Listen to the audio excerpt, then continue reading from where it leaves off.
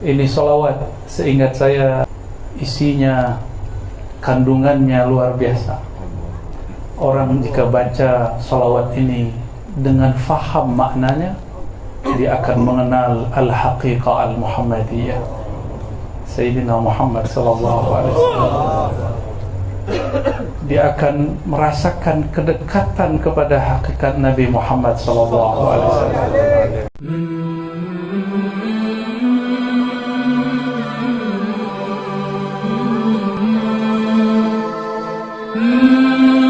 Assalamualaikum warahmatullahi wabarakatuh.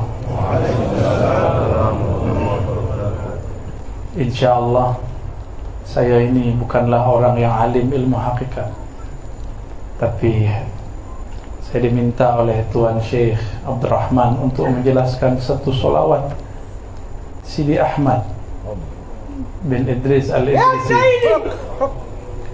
Ini solawat, seingat saya isinya, kandungannya luar biasa.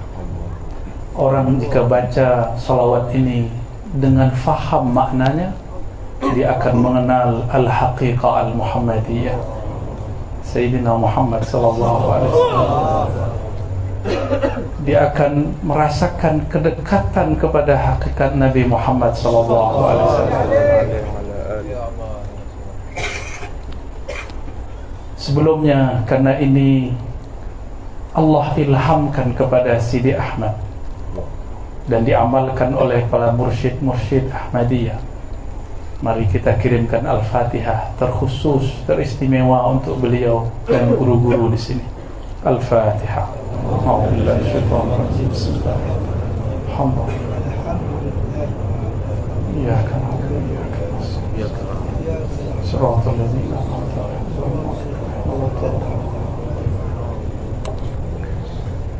Ulama-ulama thariqah itu ada yang Allah tanam ma'rifat dalam dirinya lalu dikunci. Ada yang diizinkan untuk membuka, ada yang diizinkan untuk menyebarkannya. Beberapa mereka dapat ketika rohaniyahnya Allah taraqikan, Allah angkat, sampailah ia berpindah dari alamul mulki yang disebut oleh sahabat saya tadi. Alamul mulk ini disebut alamul mulk, alam nyata, alam hawas yang dapat dihukum dengan pandangan fisik, hissi. Inilah yang disebut materialism. Orang yang hanya berhenti pada pandangan fisik, pandangan materi, dia akan ingkar kepada pandangan yang di atasnya.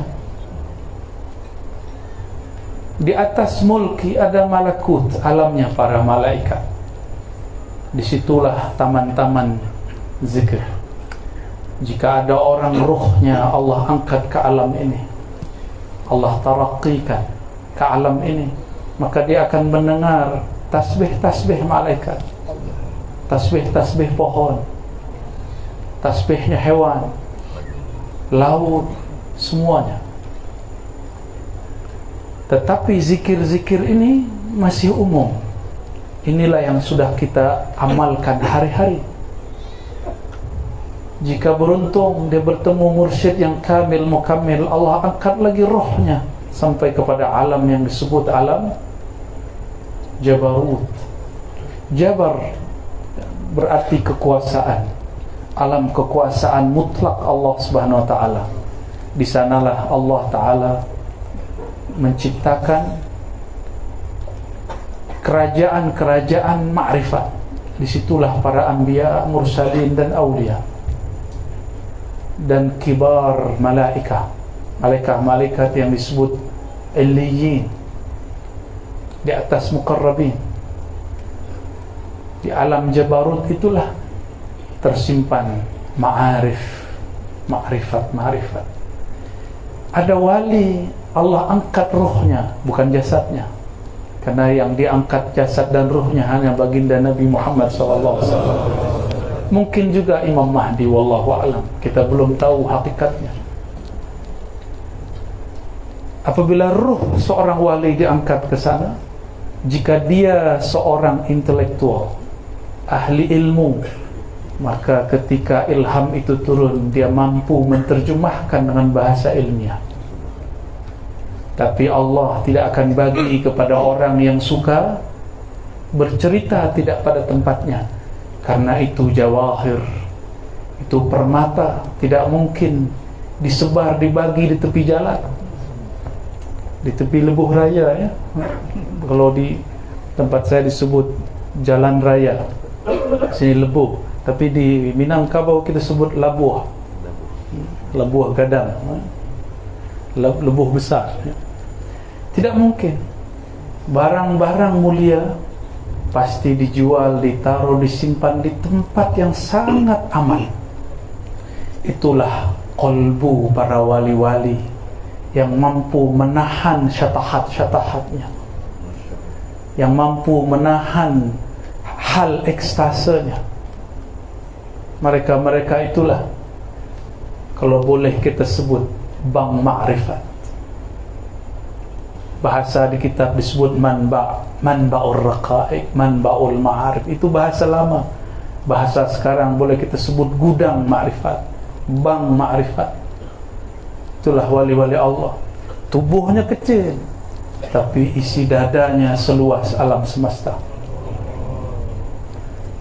Walaupun hadisnya tidak sampai derajat sahih, tapi Al-Imam Al-Muhaddis Mula Ali Al-Qari mengatakan, ketika ada satu hadis qudsi, ma wasi'ani ardi wala sama'i, innama wasi'ani qalbu abdil mu'min.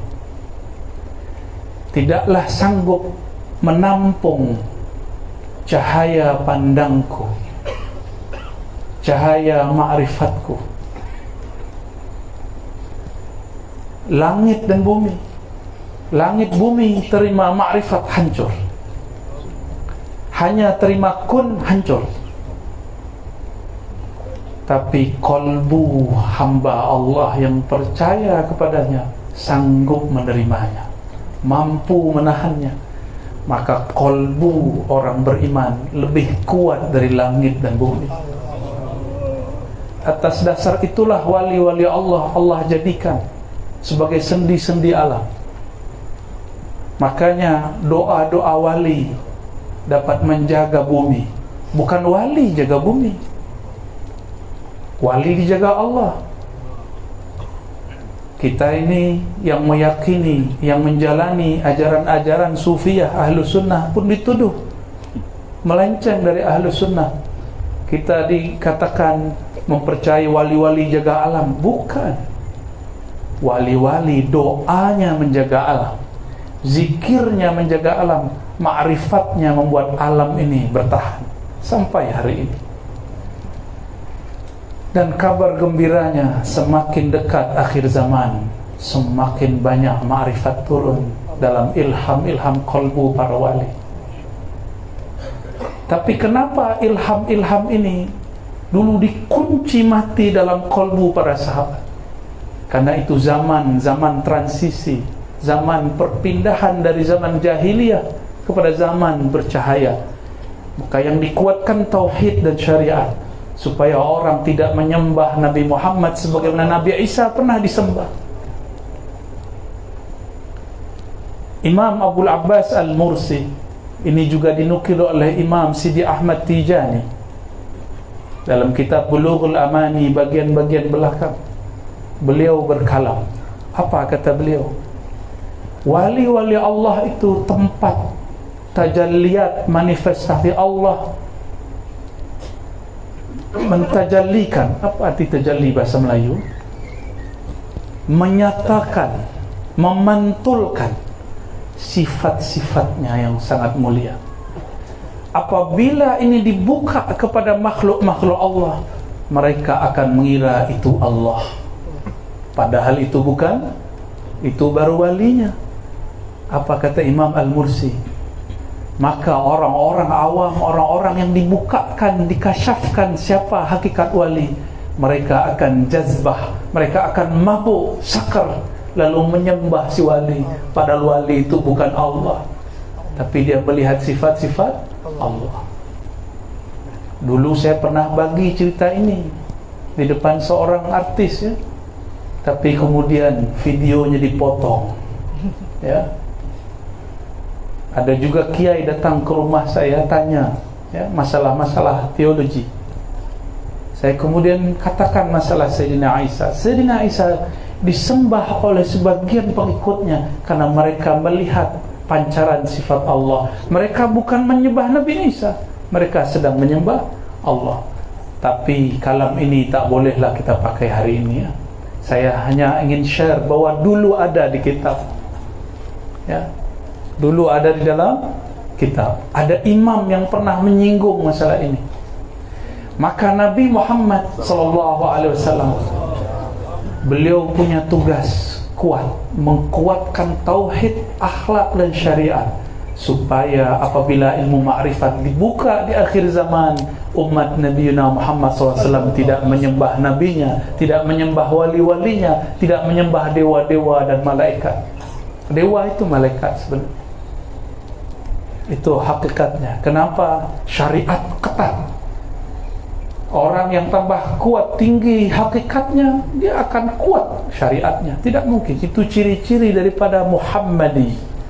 Umat Muhammad, Sayyidina Muhammad SAW, setiap bertambah tajalliyat Allah ke dalam dirinya, akan bertambah kuat, sabit syariatnya, akan bertambah mesra dia dengan ilmu-ilmu akidah.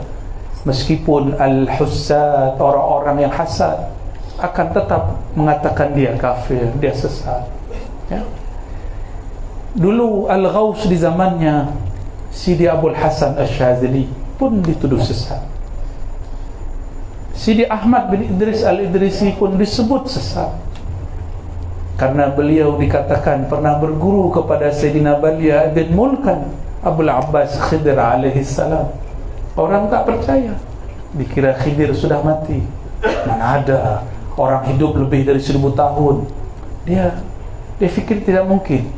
Iblis sudah mati atau masih hidup? Masih hidup? Masih. Apabila Allah sanggup berkuasa memanjangkan hidupnya iblis, apatah lagi memanjangkan hidup seorang nabi ya, Sayyidina Khidir alaihissalam ya. Orang yang hafal namanya Balia bin Mulkan, insyaallah akan dapat syafaat Nabi Muhammad SAW. Dan ilmu ini bagian daripada ilmu Khidiriyah, karena Sayyidina Khidir mengambil ilmunya, menyempurnakan ma'rifatnya kepada baginda Nabi Muhammad SAW. Oleh karena itu sebagian ahli hadis yang mengerti ilmu hakikat memasukkan nama Sayyidina Khidir kepada daftar jumlah list ashabun Nabi SAW. Di saat seorang wali diangkat rohaniahnya sampai ke alam jabarut, jika dia turun, dia bercerita ma'rifat, jadilah kitab Hikam Ibnu Athaillah. Jika dia naik lagi terus ke alam lahut, lahut itu artinya ketuhanan, tapi di alam itu yang dicerita hanya Muhammad Ahmad sallallahu alaihi wasallam. Jadi isi alam itu hanya cerita tentang awsaf al-Muhammadiyah, sifat-sifat hakikat Nabi Muhammad sallallahu alaihi wasallam. Tapi dia bernama Lahutiyah. Lahut. Nanti ada lagi alam di atasnya, saya tak boleh cerita ya. Kita bolehlah baca ya Tuan Guru. Bismillahirrahmanirrahim. Bistur ya Sayyidi Rasul. Beliau diilhamkan Allah Subhanahu wa ta'ala satu salawat panjang sekali, kita baca sesanggupnya ya, takut saya tak kuat melanjutkan. Allahumma salli ala aini bahril haqa'iqil wujudiyatil mutlaqatil lahutiyah. Ya Allah,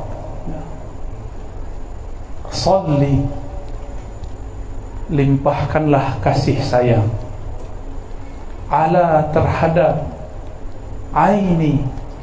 Ain dapat berarti sumber, dapat juga berarti mata air. Ain juga berarti mata ini, tapi di sini ini bahasa majazi. Ain bahri, sumber lautan haqa'iq al-wujudiyah, sumber daripada lautan hakikat wujud al-mutlaqah al-lahutiyah, yang mutlak, yang tak dapat, yang tak terikat dengan materi, itu disebut mutlak. Tidak terikat dengan alamul mulk, dengan jasad ini, dengan bumi dan langit, disebut dengan wujud mutlak. Wujud apa? Ya, gimana? Berat tak? InsyaAllah mudah ya Allah. Allah mayassir. Allahutiyah, ini penciriannya. Berarti ini solawat beliau download dari Play Store. Allahutiyah ya. Ini analog saja. Kalau hendak download, tahu download ya, unduh.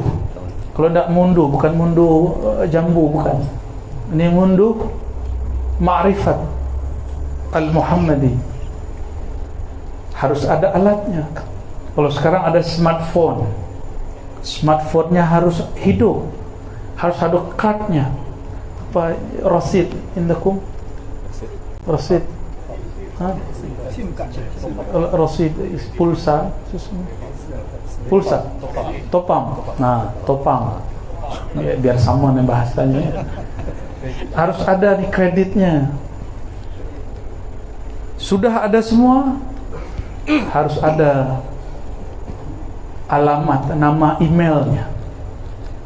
Sahih? Ya. Itulah nama walayah. Setiap wali menyimpan di qalbunya nama kewalian. Nama kewalian itu nama kehambaan. Ada fulan Abdul Latif, ada Abdul Rahman, ada Abdul Jalil, ada abad. Itu namanya abad, ism walayah. Ism kita ini, nama mana yang paling berkesan di dalam qalbu, maka kita bisa masuk melalui pintu itu. Semua nama itu, semua nama-nama disebut asma, al-asmaul husna, tapi dia hanya 99. Allah punya nama tak terbatas, tapi 99 ini punya jami', ism jami'. Oleh sebagian ulama disebut ismul jalalah, sebagian menyebut ismul zat. Tapi ini baru zatul asma',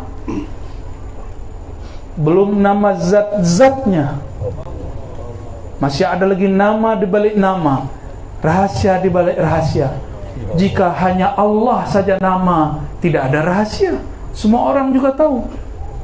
Yahudi dahulu, Yahudi ahli kitab juga sudah tahu nama Allah. Allahumma, Elohim, Allah, sama. Ada nama di balik nama. Tapi lafaz alif lam lam ha, Allah, itu mencakup semua 99 nama.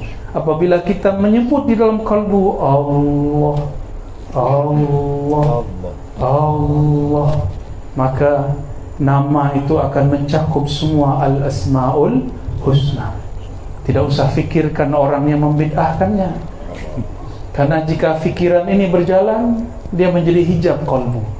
Inilah asbab kenapa murid tidak pernah dapat natijah hasil ketika berzikir, karena fikirnya masih banyak soal, soal jawab, bid'ah tak. Orang sudah zikir, orang sudah mabuk, orang sudah fana, dia masih jidal di kepalanya. Ya. Asif, ya. Kasihan. Baik. Jadi lafaz-lafaz begini, ini di-download, diunduh ruhnya dari dimensi alam bernama alam lahutiyah, alam lahut. Di situ ada asrar al-Muhammadiyah, rahasia-rahasia Nabi Muhammad sallallahu alaihi wasallam. Kita ambil semua ilmu padanya, Saya tak mau dengarlah itu, tarekohnya lain dengan saya. Rahmat Allah luas. Jangan seperti Arab Badui. Allahumma ighfir li wa Muhammadan wa la taghfir siwana. La wa taghfir ahadan siwana. Ya Allah, ampuni saya dan Muhammad saja. Jangan ampunkan selain kami berdua. Itu Arab Badui. Tahu Arab Badui? Arab kampung, pelosok dusun. Ya.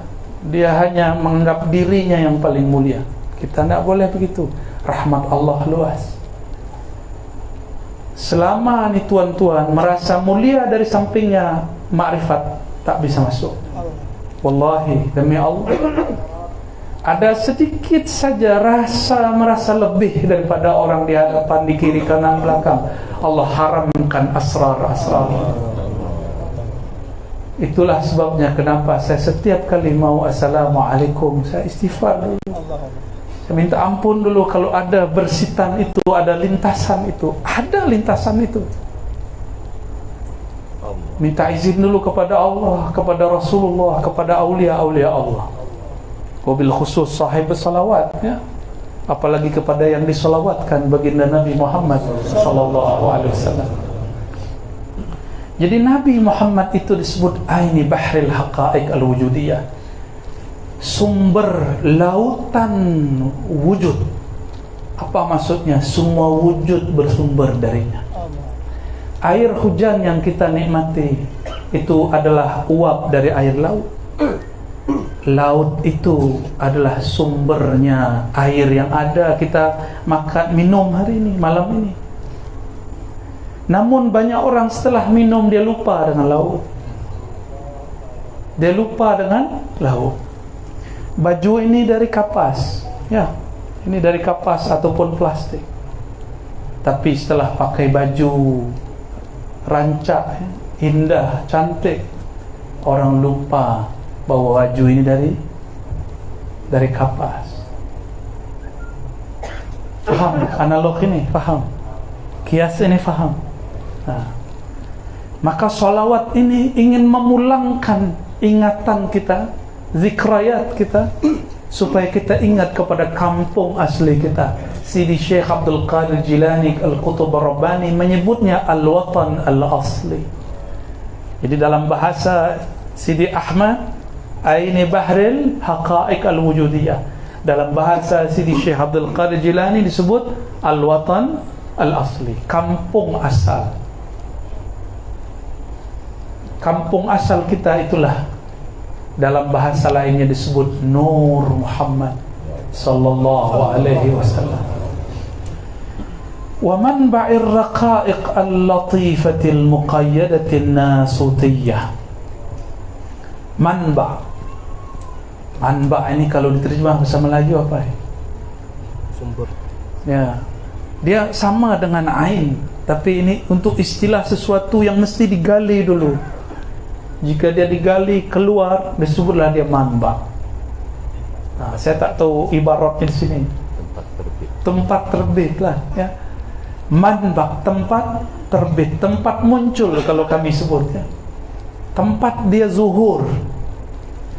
Wa manba boleh juga disebut sumber raqa'iq al-latifah, kelembutan, kehalusan, al-muqayyadatin nasutiyah, yang sifat lembut itu dilekatkan, dikaitkan kepada sifat-sifat kemanusiaan yang bernama Muhammad bin Abdullah. Itu maksudnya. Yang pertama bernama Ahmad. Jadi ain bahril haqa'iq huwa Ahmad. Manba'ir raqa'iq al-latifah huwa Muhammad. Huwa. Tapi Ahmad lahut, Muhammad nasut. Ahmad itu di alam rahasia, dalam rahasia disebut alam ketuhanan, sedangkan Muhammad di alam kemanusiaan, nasutiyah, nas, manusia. Faham? Faham kita terus? Laju. Sahih, ibarah sahih. Suratil jamal wa matla'il jalal. Mal farq bainal jamali wal jalal? Kenapa jamal dulu baru jalal? Kenapa tidak jalal dulu? Inilah rahasia latifah, rahasia raqiqah, rahasia rahmah. Rahmah itu diibaratkan dengan banyak ibarat. Ada Rahman, Rahim, ada Rauf, ada Wadud. Tapi ada lagi, yaitu Jamal. Apabila dipandang, tumbuh rasa cinta, tumbuh rasa cinta, rasa sayang. Yang punya ini terpancar di wajahnya, dalam dirinya. Jamalullah, keindahan Allah Subhanahu wa ta'ala. Maka adalah satu nasyid, ya, satu syair, ya jamalu, ya jamalu, wahai yang memancarkan indahnya Allah Subhanahu wa ta'ala. Kenapa ini diungkap? Karena tidak ada yang dapat bayangkan Allah. Ada yang ingat masa pertemuan dengan Allah dulu? Ada yang angkat tangan? Saya jadi muridnya langsung. Sila yang angkat tangan. Kalau ada yang ingat masa dia bertemu Allah. Orang ini bukan orang sembarang, ya. Siapa yang ingat? Wali pun kadang lupa. Dia ingat ketika disebut nama baginda Nabi Muhammad SAW. Tapi ingat tanpa ingat, saya tak tahulah ibaratnya. Dia menangis tapi tidak tahu apa sebab dia menangis. Kalau tuan-tuan merantau jauh, datanglah hari raya Lebaran, ya, hari raya Idul Fitri. Takbiran Allahu Akbar, Allahu Akbar, nangis tak? Jauh dari kampung, nangis karena jauh dari kampung.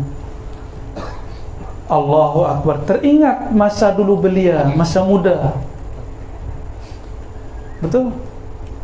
Apabila orang ini sudah masuk kepada alam ma'rifat, disebut nama Nabi Muhammad, dia teringat, ruhnya ingat, fikirnya tidak ingat. Maka yang dapat mengingat itu tidak hanya akal. Maka orang-orang yang doktor, yang master, yang profesor, yang ahli akal, ahli jidal, ahli debat, jangan fikirkan bab ini. Kenapa orang fatwakan salawat ini sesat? Karena dia fikirkan, akal dia tak sampai. Tapi jika dia rasa dengan ruhnya, dia akan bergetar. Maka ada orang kemudian, ya, yasih, ya, bersuara tinggi karena jeritan itu. Bagi saya itu bukan tidak apa-apa. Cuma yang tidak faham dikira itu kesurupan. Mana ada disebut nama Allah lalu orang kesurupan jin, yang ada jinnya hilang, ya. Suratil Jamal wa Matla'il Jalal. Surah. Ini surah. Allah laisa bijismin. Allah bukan jisim, bukan juga surah, bukan juga rupa. Bagaimana bayangkan sesuatu yang tidak rupa? Maka ahli-ahli neurologi mengatakan otak ini, akal ini tidak mampu membayangkan, mengimajinasikan, mengingat sesuatu yang tidak ada rupanya. Allah tidak perlu rupa, tidak ada rupa, laisa bisurah. Karena kalau dia ada rupa, dia bukanlah Allah, ya, dia makhluk. Maka tidak sangguplah akal ini fikir. Allah berilah rahasia jamal pada surah wajah baginda Nabi Muhammad SAW, sehingga apabila orang menatap wajahnya, wajah nurnya, dia terhubung, terkoneksi kepada wajhullah.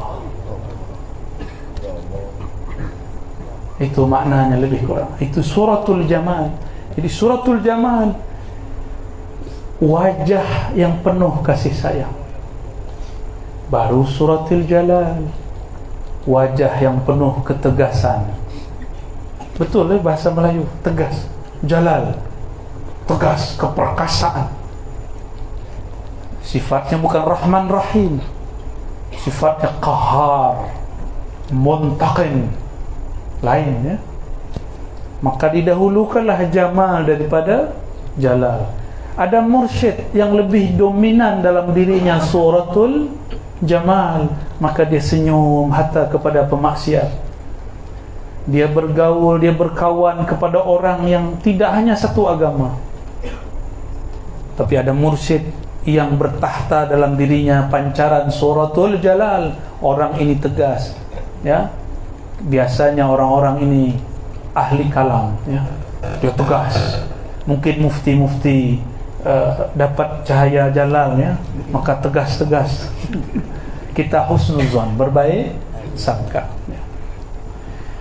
Majlal uluhiyah, dialah Nabi Muhammad disebut dengan majla. Apa arti majla? Tempat Allah menyatakan keilahiannya. Hanya dia yang sanggup. Nabi Musa tak sanggup. Nabi Musa hanya pandang nur, pingsan.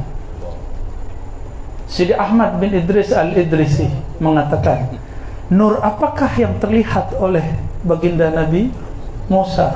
Nur Muhammad sallallahu alaihi wasallam. Ya. Ini kalam beliau, Sidi Ahmad. Majlal uluhiyah, ialah Nabi Muhammad tempat Allah menyatakan sifat-sifat uluhiyahnya.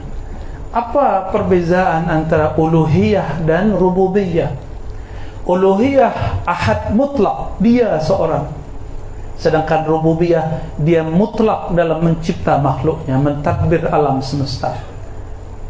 Ini lain dengan istilah kelompok sebelah, ya, kelompok yang situ tu, ya. Dia juga punya tauhid uluhiyah rububiyah. Beza, jauh. Farq ba'id. Ya, mereka guna itu untuk nyalah-nyalahkan kita. Kita tidak guna istilah ini untuk mendekatkan diri kepada Allah Subhanahu wa taala, untuk tambah faham kepada Allah Subhanahu wa taala. Dulu ulama kita mengatakan syuhudul wahdah, memandang kepada yang esa. Siapakah yang memandang dia juga? Syahidallahu annahu la ilaha illahu. Ini disebut dengan syuhud wahdah al-uluhiyah. Dia memandang keesaannya sendiri. Dia memandang keesaannya sendiri, disebut dengan uluhiyah. Apabila ia memandang dirinya dalam keragaman makhluk, memandang keesaan dirinya dalam ragamnya ciptaannya, disebut rububiyah. Disebut apa? Apabila tuan-tuan mengatakan asyhadu an la ilaha illallah, atau tuan-tuan zikir la ilaha illallah, siapakah yang menggerakkan kita baca la ilaha illallah? Allah. Kita mengatakan Allah ma'inni ala zikrika, ya Allah, bantu lisanku, kuatkan qalbuku untuk menahan rahasia kalimah la ilaha illallah. Jika Allah tak bantu, kita tidak sanggup baca la ilaha illallah.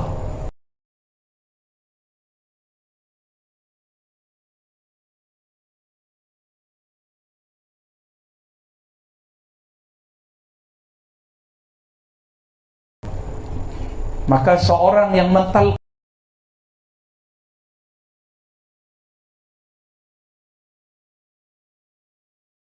mungkinkan zikir tidak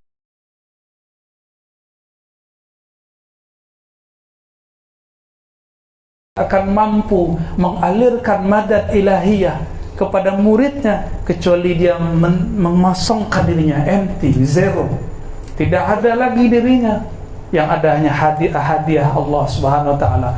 Barulah la ilaha illallah, idza dzukirallah, disebut saja nama Allah, qalbunya bergetar, qalbunya guncang, badannya kemudian bergoyang.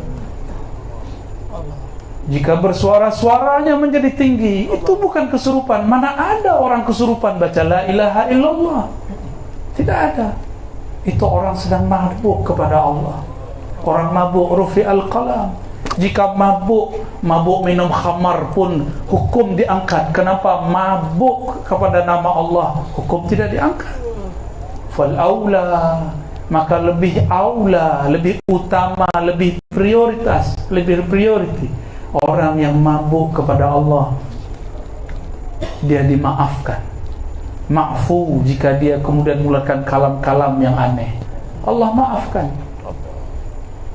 Allah maafkan insya-Allah. Tapi saya berdoa semoga Allah jaga lisan saya untuk tidak terjebak, terjatuh, tergelincir kepada syatahat-syatahat. Amin ya rabbal. Begitu juga guru-guru kita semua. Amin. Amin Allahumma amin. Apabila kita baca nama Allah la ilaha illallah, itu Allah berbicara, bersaksi melalui rububiyahnya. Dialah Rabb, kita ini marbub. Dialah pencipta, kita yang dicipta. Inilah rahasia daripada hizib Imam Nawawi, ya, hasbiyar Rabb, ya, minal marbubin. Cukuplah Allah ar-Rabb. Ini tauhid rububiyahnya ulama-ulama wali Allah. Daripada semua marbubin, semua yang dirububiyahkan. Ya, panas pala. Dadanya panas. Harus saya ulur-ulur ya. Kalau tidak saya pun bisa nangis. Ya, harus ulur-ulur sebentar. Al-madad ya Rabb, al-madad ya Rabb. Wa sirri itlaqil ahadiyah. Nabi Muhammad itu disebut sir, rahasia. Rahasia tadi kita sudah urai. Apakah dia dibuka di mana-mana, di sembarang tempat, atau dia dijaga? Dia dijaga di tempat yang paling aman. Inilah sir. Itlaqil ahadiyah, kemutlakan ahadnya Allah Ta'ala, yang dapat memahami hakikat Allah itu Allahu Ahad hanya Nabi Muhammad SAW. Maka sehebat apapun zikir puan-puan, tuan-tuan, ya, syekh-syekh, habaib, tidak akan dapat sampai wusul kecuali bersolawat walaupun barang sekali. Maka as-salawat itu bukan hanya mustahab, mandub, sunnah. Salawat itu wajib, karena salawat telah ada sebelum kita ada. Salawat sudah ada sebelum solat kita ada. Innallaha malaikatahu yusalluna 'alan nabi. Allah dengan qadimnya, azalinya bersalawat kepada Nabi. Waktu itu nama Muhammad belumlah zuhur, masih disimpan dalam kumun Ahmadiyah, dalam kanz Ahmadi, dalam rahasia benteng Allah yang disebut Ahmad. Masih disimpan. Masih disimpan. Dulu belum ada Muhammad bin Abdullah, ya, di zaman qadim yang tadi disyarah, diurai oleh sahabat saya. Kana, ya, yang menunjukkan dahulu, madhi.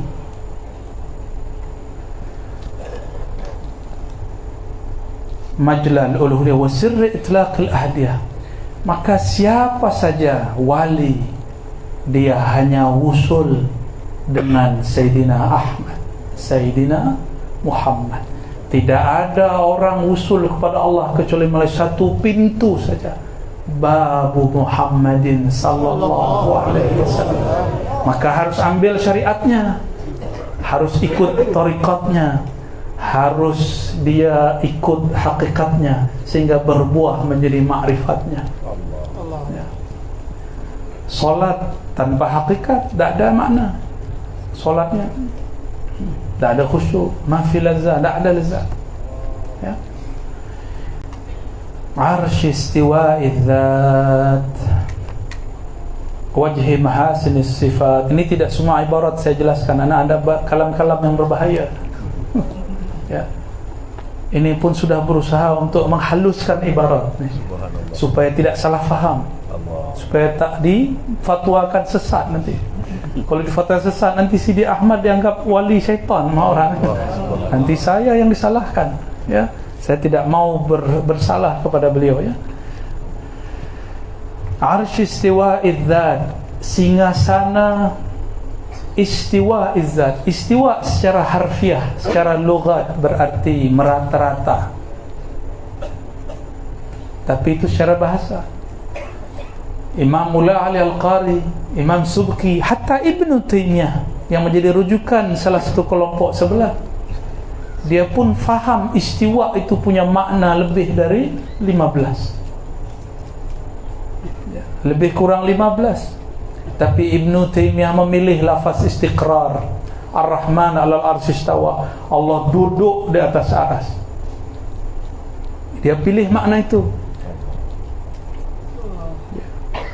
Tapi Ibnu Taimiyah tidak bermaksud jisim. Dia tidak bermaksud jisim, tapi syibhut tajsim, hampir mirip, cenderung kepada tajsim. Tapi apalah daya, Ibnu Taimiyah kemudian dituduh sesat. Di zamannya masuk penjara, wafat dalam penjara. Ghafarallahu lahu. Kita pun tak benci pada Ibnu Taimiyah karena dia masih cinta kepada Sidi Syekh Abdul Qadir Jilani. Dia masih cinta. Jika dicinta oleh Allah, kita cinta dia. Ya. Afallahu anna wa anhu. Amin. Ulama ahli kalam, ahli sifat 20 arti istiwa dengan dua manhaj. Ada yang mengatakan istawa hanya Allah yang tahu. Yang kedua itu disebut taslim, tafwid, diserahkan maknanya kepada Allah. Dan yang kedua mencoba mentakwil, tapi tidak menolak sifat istiwa. Ini perbezaan antara Asy'ariyah ahli sunnah dengan Mu'tazilah. Mu'tazilah mentakwil, tapi dia mentaktil, menolak sifat istiwa. Dia kata istiwa bukan sifat Allah. Ini Mu'tazilah. Ahlu sunnah sebagian, dia kata istiwa artinya berkuasa, tapi istiwa tidak boleh diingkari. At-ta'wil ma'al itsbat. Sedangkan Mu'tazilah at-ta'wil ma'at ta'til. Ini ya, perbezaan abadi antara Mu'tazilah dan Ahlus Sunnah. Kita Ahlus Sunnah wal Jamaah ya. Nah, kalau ilmu kalam turun naik kepala, ilmu ma'rifat turun ke dada. Begitulah terus ya. Supaya saya tidak jazab juga, tidak syatahat ya. Kita bola-balik ya. Supaya kembali sadar ya. Baik. Singgasana istiwa izzat, apa maknanya? Inilah uraian daripada ayat Ar-Rahman 'alal arsy istawa.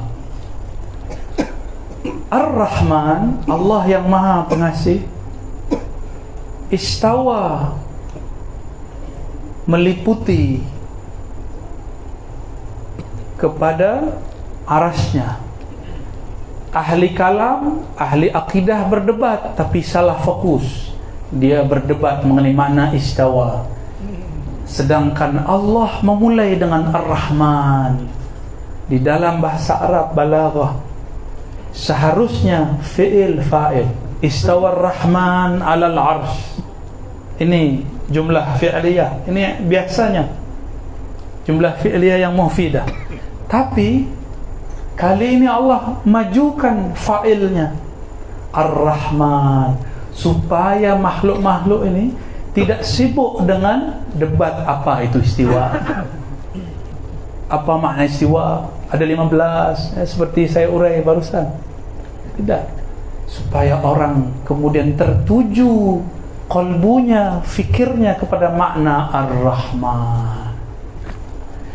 Arasy Allah itu makhluk akbar khalqillah, makhluk paling besar, meliputi alam semesta.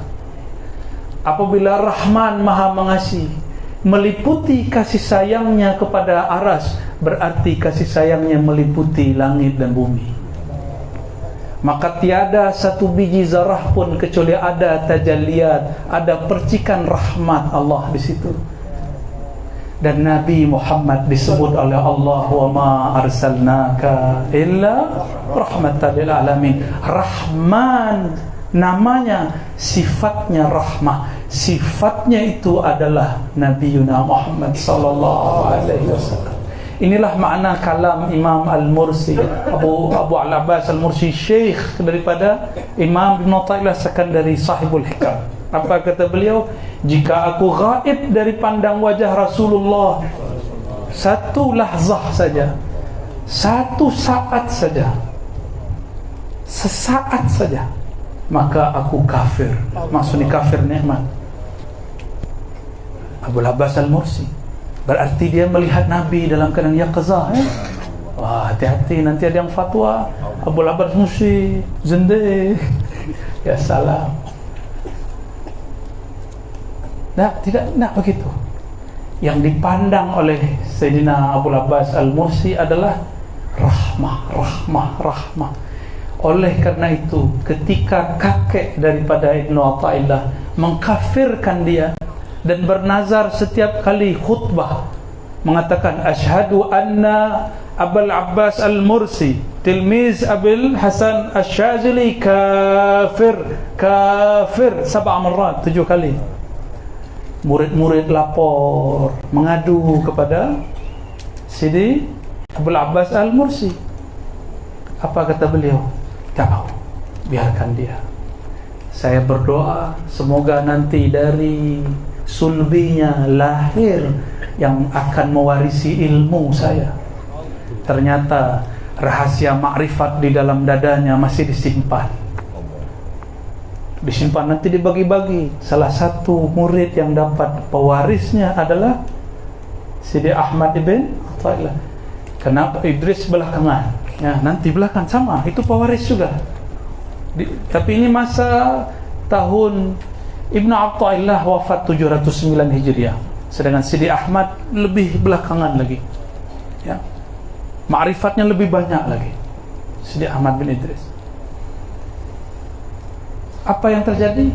Karena Sidi Abul Abbas Al-Mursi tidak membalas tuhmah, tuduhan, cobaan kepada dia, Allah kemudian atur kakek Ibn Athaillah punya istri, istrinya punya anak, anaknya melahirkan cucunya bernama Ibn Athaillah, berguru kepada Abul Abbas Al-Mursi. Lalu ditanya oleh murid-murid yang sudah tua, sesepuh, wahai Sidi Abul Abbas, kenapa engkau dulu tidak balas? Apa jawaban beliau? Saya malu kepada Rasulullah rahmatan lil alamin ketika dia dilempar dengan kotoran-kotoran onta oleh orang-orang Taif. Rasulullah tidak mengatakan ya Rab ahlik ahla Taif, tidak. Ya Allah hancurkan orang-orang Taif, balik bumi Taif, tidak. Guncangkan Taif, tidak. Tak pakai hizib bahar dia, tak pakai hizib nasar dia. Apa yang digunakan oleh beliau? Beliau gunakan setiap nabi. Kata Nabi Muhammad, likulli nabiyyin da'watun mustajabah wa ana khabba'tuha. Setiap nabi punya doa yang tembus langsung kepada Allah, tapi aku menyimpannya jadi syafaat. Setiap wali mempunyai nama-nama al-asma al-izam, nama-nama yang agung, ismul azam. Jika dia angkat tangannya baca nama itu, Allah angkat doanya. Abul Abbas Al-Mursi tidak angkat tangan, tapi dia balik tangannya dan dia mengatakan, ya Allah, aku malu kepada Rasulullah. Dia lempar dengan orang sebandar, ya? Orang sebandar lempar Rasulullah, usir Rasulullah. Tapi karena dirinya adalah manba'ur rahmah, adalah sumber semua kasih sayang, maka beliau pun tidak balas. Abul Abbas Al-Mursi Al-Waris Al-Muhammadi, sahlah disebut sebagai pewaris akhlak Nabi Muhammad sallallahu alaihi wasallam. Maka pewaris Nabi bukan orang yang boleh baca kitab, bukan. Nabi Muhammad ummi, tak baca kitab ini tapi baca kitab di alam Jabarut. Lebih hebat mana? Maka semua profesor, doktor, hari ini semua tuan guru yang hebat baca kitab, yang dibicarakan Nabi Muhammad yang ummi. Manakah yang lebih mulia?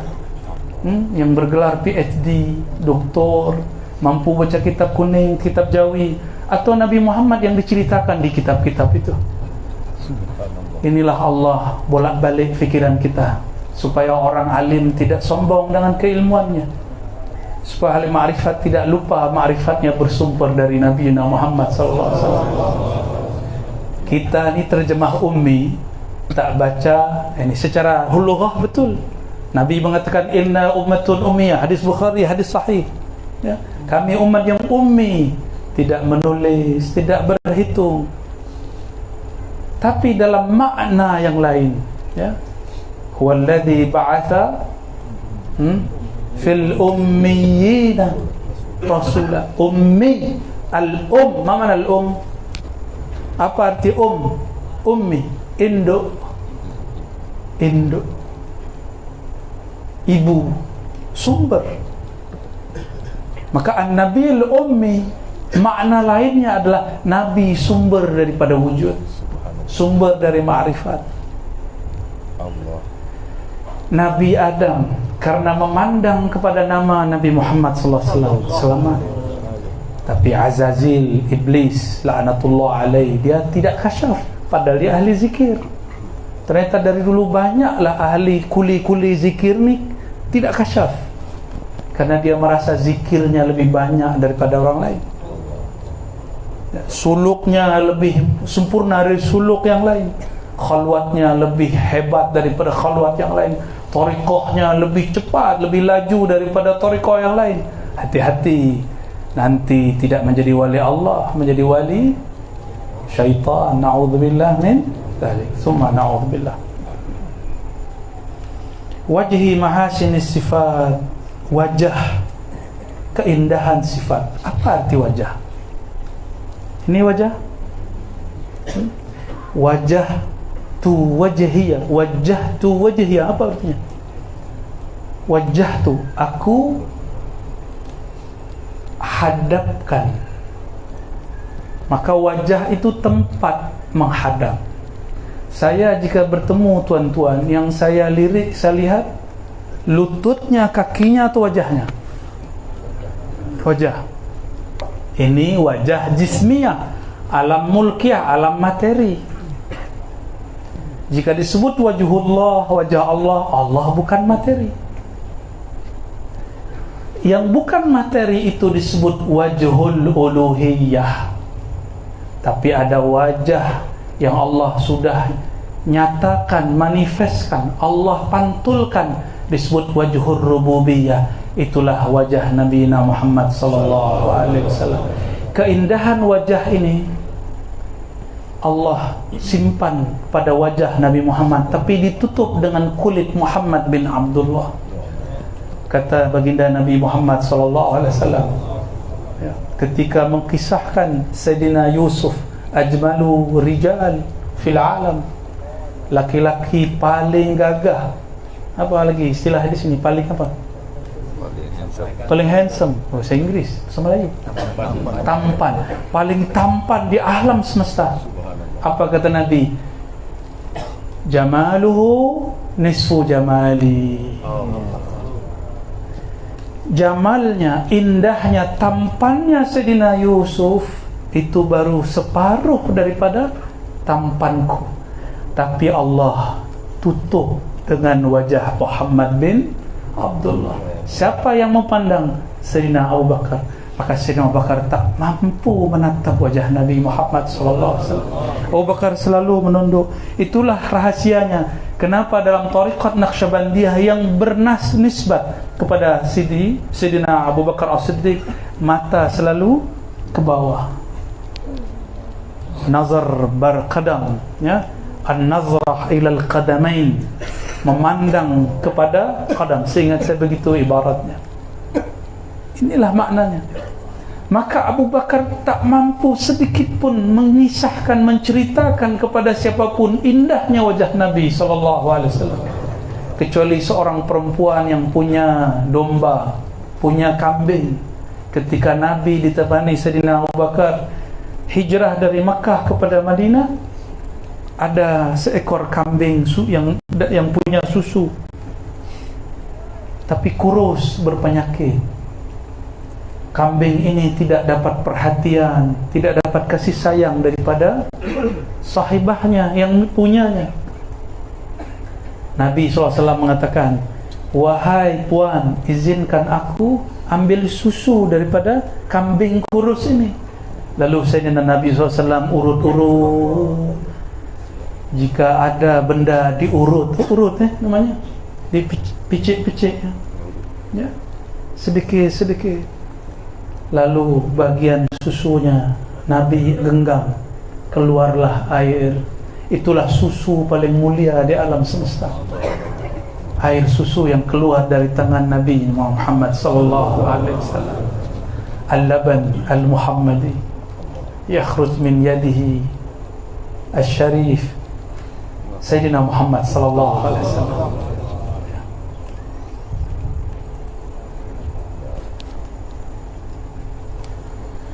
Allahumma salli wa sallim alaihi. Si perempuan melihat, siapa ini orang ini yang tangannya penuh keberkahan, sentuhannya mengalirkan keberkahan, mengalirkan madad, mengalirkan barakah warahmah. Perempuan ini lirik wajah Nabi Muhammad. Dia tidak tahu kalau itu Nabi Muhammad ya. Maka apabila kita baca sekarang semua kitab sirah Nabi, yang paling lengkap bercerita tentang wajah Nabi itulah perempuan. Itulah namanya yang disebut-sebut dalam kitab-kitab sirah ya. Namanya nanti tanya kepada guru-guru kita ya, Ummu Ma'bad. Itu Masya Allah, hanya dia yang berani, karena dia tidak tahu. Sayyidina Umar hanya separuh lihat, tak berani lagi. Sayyidina Utsman pemalu, Nabi lihat mana, dia lihat mana. Yang hanya berani Sayyidina Ali. Tapi Sayyidina Ali tidak lihat fisik Nabi, karena dia adalah pintunya Rasulullah. Ana madinatul ilmi wa alim babuha. Ini hadis sahih, didhaifkan oleh Albani. Ini hadis sahih, mutawatir ya. Sudah diisbat, ditaqrir oleh Sidi Al-Ghumari ya. Sudah ditemukan, dikumpulkan semuanya, mutawatir. Ana madinatul ilmi, akulah bandar ilmu, akulah kota ilmu, akulah negeri ilmu, gerbangnya Sayyidina Ali. Maka tiada tariqah sufiah hari ini kecuali bersilsilah bersanad kepada Sayyidina Ali karamallahu wajhah. Hatta tariqah Naqsyabandiyah yang punya silsilah kepada Sayyidina Abu Bakar Siddiq pun punya sanad silsilah kepada Sayyidina Ali. Semua tariqah. Hatta Sidi Ahmad pun bersanad kepada Sayyidina Ali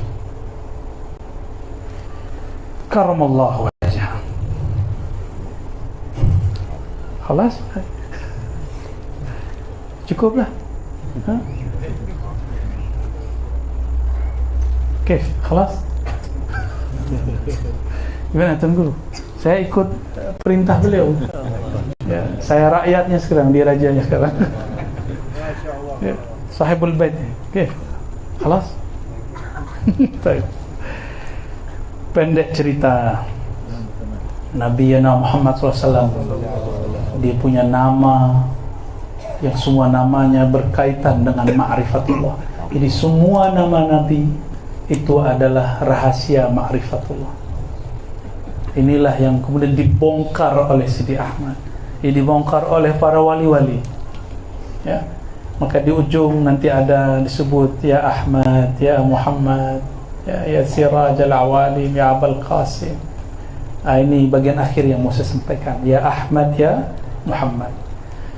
Ya Ahmad di dalam Al-Quran berapa kali muncul Ahmad? Nama Ahmad berapa kali di dalam Al-Quran? Satu kali. Sidi Syekh Muhammad Bahauddin Al-Baitar pensyarah salawat ini pun mengatakan hal yang sama ya, innama yudhkar marrah wahidah. Ahmad hanya disebutkan sekali dalam Al-Quran. Karena Ahmad adalah tajalli Ahad. Ahad itu Maha Esa satu, maka la yasdur min ahad illa wahid. Ini kaidah yang pernah dikeluarkan oleh ulama-ulama sufi dan mereka ittifaq, sepakat, muafakat. La yasdur minal ahadi illa al-wahid. Tidaklah terbit dari ahad kecuali wahid. Ya. Maka ahad, kul huwallahu ahad, kul huwallahu ahad, kul ya Muhammad, itu terjemah biasa. Kul ya Ahmad, huwallahu ahad. Maka yang dipanggil mukhatab di situ adalah ruh Ahmad, karena tutup ujung ayatnya adalah ahad. Ini bukan hadis, ingat.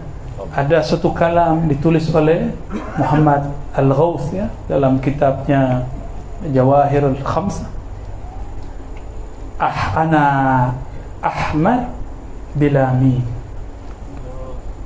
ana ahad bil mim. Itu kalam ilhami, bukan hadis. Tolong jangan salah paham. Jadi wali-wali ini ketika sampai kepada surat As-Saff, ismuhu Ahmad, lalu Allah bagilah di dalam qalbunya kalam ma'rifat ilham. Seakan-akan Allah berkalam. Apa kata Allah?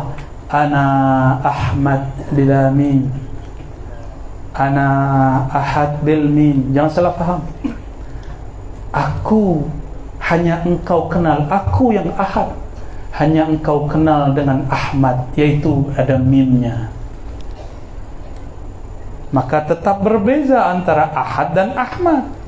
Ahad bukan Ahmad, maka Khaliq bukanlah makhluk.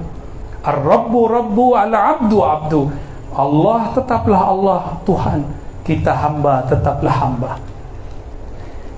Huruf mim itu hijabnya 70.000 cahaya. Maka Ahmad bukanlah ahad.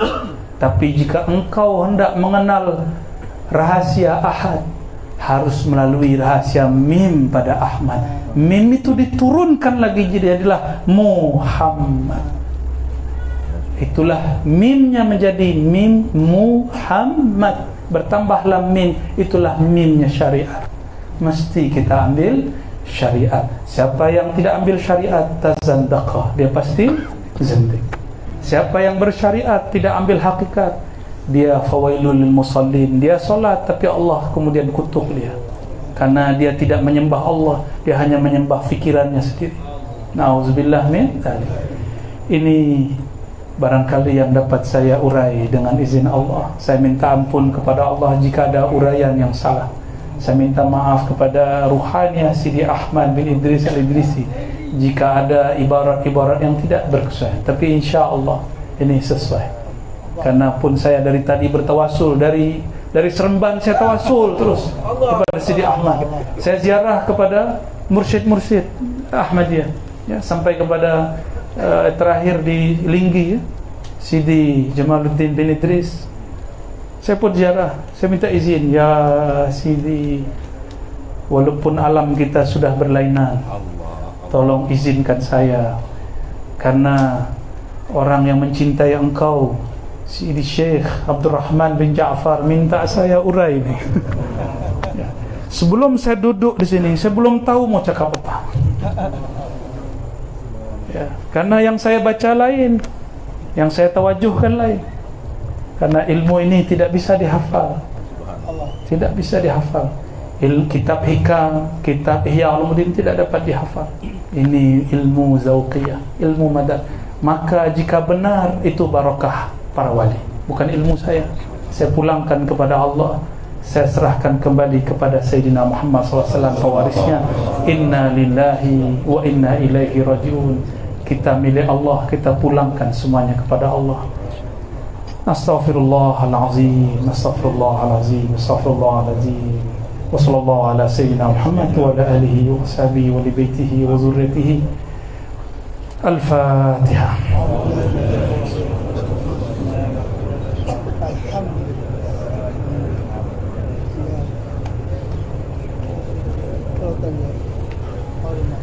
Demikian dari hamba al-faqir, mohon maafnya beribu-ribu maaf. Assalamualaikum warahmatullahi wabarakatuh. Alhamdulillah. Masyaallah. Syukran. Dan sedikit daripada huraian selawat kepada Sidi Ahmad Idris. Mudah-mudahan dia diberikan oleh Allah Subhanahu wa taala. Amin. Insyaallah. Dan mengucapkan ribuan terima kasih kepada Hafiz, khususnya Tuan Guru Syed Sidik datang dari jauh dan juga sahabat saya Abdul Sri dan Pemusyid.